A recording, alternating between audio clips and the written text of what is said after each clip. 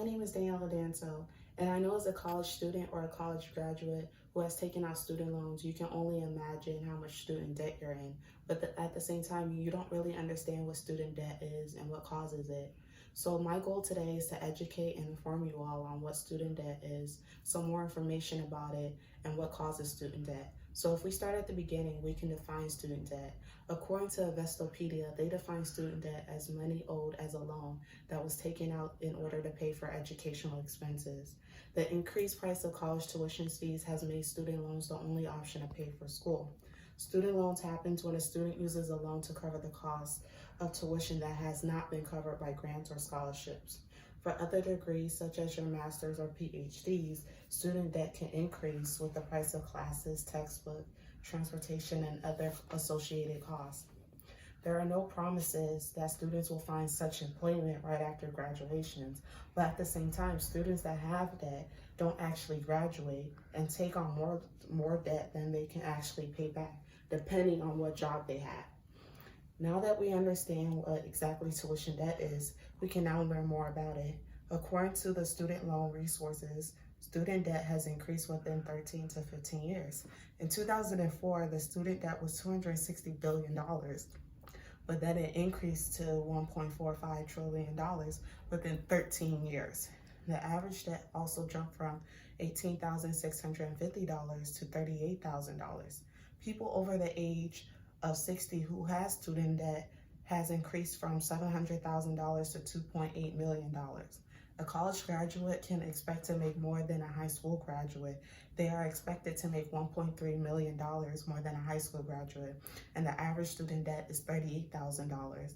On top of that, 70% of college graduates who leaves college leave with that amount in student loans. Now that we have a better understanding of what student debt is, we can learn more about how it is caused. Student debt is caused by lack of knowledge and information or education that is in place in order to help students and their families make better college decisions. The government funds programs for drugs, alcohol, and preventions for both of them, but they don't have a program on student debt. So because of this, parents co-sign on loans in order to make sure their children have the best careers possible in education. So 90% of private loans now need an adult co-signer. The second contributing factor is increased cost of tuition. It plays a big part in student debt. When the state provides their support, the tuition price is okay. But when their state support slows down, the price of tuition goes up. Colleges and universities also know that students do receive financial aid. So because of that, they increase their price by taking advantage of it. And that tactic is also known as the Bennett hypothesis. The third contributing factor is the loan forgiveness program, which is a program that offers forgiveness to college graduates who pursue a public service degree.